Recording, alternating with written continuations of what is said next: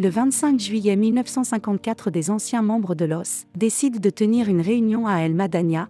C'est la réunion des 22 dans le refuge de Liederich et d'engager la lutte armée. Partant du principe d'une direction collégiale et en application du découpage en zones de l'Algérie, celui du parti, soit 5 zones et Sahara, la réunion désigne les responsables suivants. Bamboulette zone 1, Arès, Bitat zone 2, Nord Constantinois, Didouche, zone 4 algérois. Ben Meidi zone 5, Ouest. Le contact s'est fait un peu plus tard avec Krim qui fut désigné en zone 3 Kabylie, et Boudiaf comme coordinateur. À ces 6 responsables de l'intérieur et après contact à l'étranger, les 3 membres de la délégation extérieure du MTLD, devenue délégation du FLN, ont donné leur accord pour le déclenchement de la lutte armée. La réunion des 6 responsables désignés tenue le 23 octobre 54, à Reis Amidou.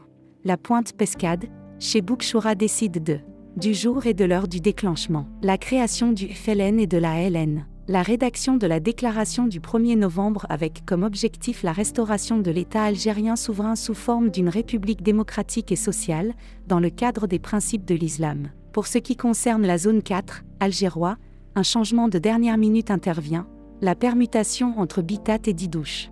Didouche de la zone 4 devient responsable en zone 2, Bitat de la zone 2 devient responsable en zone 4 et sera secondé par Bouadjadj, Belouizdad et Merzougui à Alger, ainsi que par Souidani et Bouchaeb pour la Métidja. Depuis l'ENA, le PPA et enfin le MTLD, après ce long combat politique sans résultat, une majorité de cadres du parti était pour la lutte armée. La déclaration du 1er novembre. Elle a été rédigée par les 6 responsables issus de la réunion des 22, lesquels se sont réunis dans le refuge de Boukchoura Mourad, Raez Amidou le 23 octobre 1954, puis présentée à un journaliste connu par Didouche Mourad, El Echaoui Mohamed, pour avis, ensuite amenée par des militants sur Aïguili Moula où elle a été renéotypée sous le contrôle de Ali Hamoum. Programme d'action en zone 4, composé de 2 régions Alger et la Mitidja. Pour Alger, les responsables chargés de la préparation du déclenchement étaient Zoubir Bouadjadj, Othman Belouizdad, Mohamed Merzougui. Les objectifs retenus étaient au nombre de 5, bombe à la radio, attaque du central téléphonique, bombe à l'usine à gaz, au Hama, bombe au port au dépôt Maury de carburant, destruction des stocks de liège à Oussindé. Pour cela les groupes fournis étaient au nombre de 5, et dirigés par Merzougui, Belouizdad, Kassi Abdallah, Bisker Ahmed, Napti Sadek. D'après certains témoins, Merzougui, les militants choisis étaient répartis ainsi. Groupe chargé de faire les actions du 1er novembre. Groupe chargé de la liaison et la préparation de refuges sûrs. Groupe choisi comme boîte postale.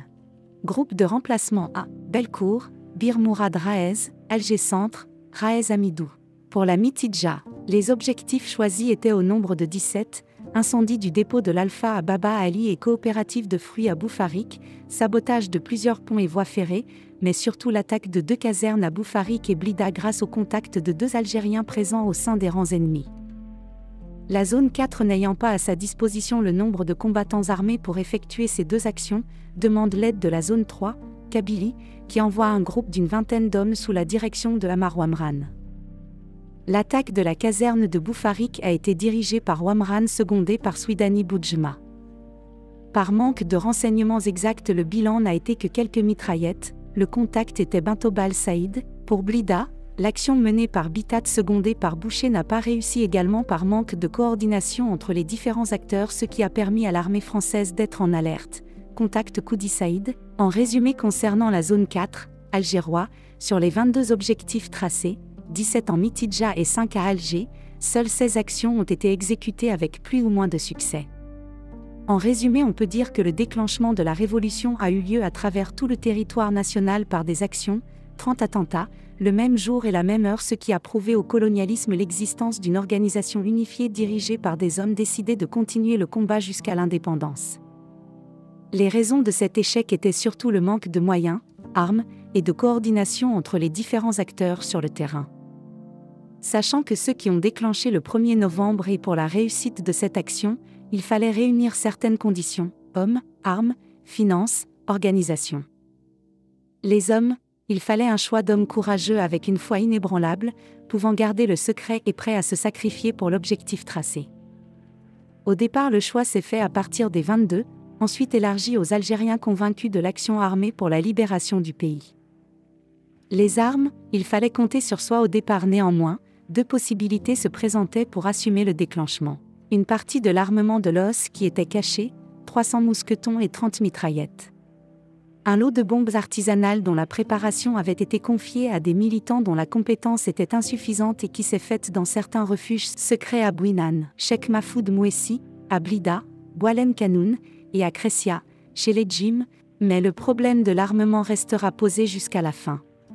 Les finances, insuffisantes au départ mais par la suite il fallait compter sur les cotisations et les dons des militants. L'organisation. Au départ il fallait définir les responsabilités de chacun sur le plan politique et militaire. Sur le plan politique, sensibiliser la population sur la base de la déclaration du 1er novembre, collecter des finances auprès du peuple, préparer des refuges sûrs pour l'ALN et contrecarrer la propagande messaliste menée par un certain Lawel. Sur le plan militaire, appliquer le programme d'action avec comme objectif récupérer le maximum d'armement et détruire le potentiel économique et infrastructure du colonialisme. Organisation, il était question d'une rencontre beaucoup plus tard pour un premier bilan et définir une organisation nationale pour continuer le combat.